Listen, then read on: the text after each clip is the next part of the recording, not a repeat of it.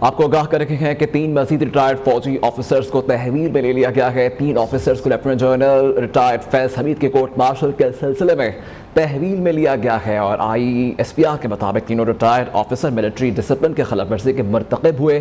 Brigadier retire آپ کو آگاہ کر رکھے ہیں، اس سے متعلق اہم خبر ہے۔ لیفٹیننٹ جنرل ریٹائرڈ فیض حمید کی FGCM کی کارروائی کے سلسلے میں 3 ریٹائرڈ افسران بھی فوجی نظم و ضبط کے خلاف اپنے اقدامات کی وجہ سے فوجی تحویل میں ہیں، ایسا کہا گیا ہے ISPR کی جانب سے۔ آپ کو بتائیں کہ بعض ریٹائرڈ افسران اور ان کے ساتھیوں کے خلاف مزید تفتیش بھی جاری ہے۔ آپ کو آگاہ کر رکھے ہیں اس اہم خبر سے متعلق کہ 3 مزید ریٹائرڈ فوجی آفیسرز تحویل میں لے لیے گئے ہیں۔ تینوں آفیسرز کو لیفٹیننٹ جنرل ریٹائرڈ فیض حمید کے کورٹ مارشل کے سلسلے میں تحویل میں لیا گیا ہے، ایسا کہا گیا ہے ISPR کی جانب سے۔ اہم خبر ہے، اس سے متعلق آپ کو آگاہ کر رکھے ہیں۔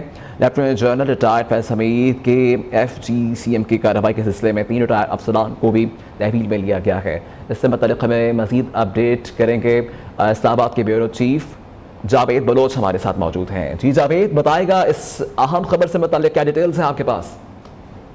بڑی اہم خبر ہے، آج بڑی اہم ڈیولپمنٹ ہوئی ہے۔ ISPR نے یہ آج بتایا ہے کہ لیفٹیننٹ جنرل ریٹائرڈ فیض حمید کیس میں جو ہے وہ مزید 3 ریٹائرڈ فوجی افسران کو گرفتار کیا گیا ہے، تحویل میں لیا گیا ہے، اور فوج نے انہیں اپنی حراست میں باقاعدہ لے لیا ہے۔ اس کیس کی انکوائری کے دوران جو FGCM جو پروسیڈنگ چل رہی تھی لیفٹیننٹ جنرل ریٹائرڈ فیض حمید کے متعلق، اس انکوائری کے دوران جو ہے ان 3 لوگوں کا جو ہے وہ ان 3 افسران کا جو لنک جو ہے وہ اس کیس میں اسٹیبلش ہوا تھا، جس کے بعد انہیں جو ہے باقاعدہ گرفتار کر لیا گیا ہے، اور ان کے خلاف مزید جو ہے وہ تحقیقات کی جا رہی ہیں۔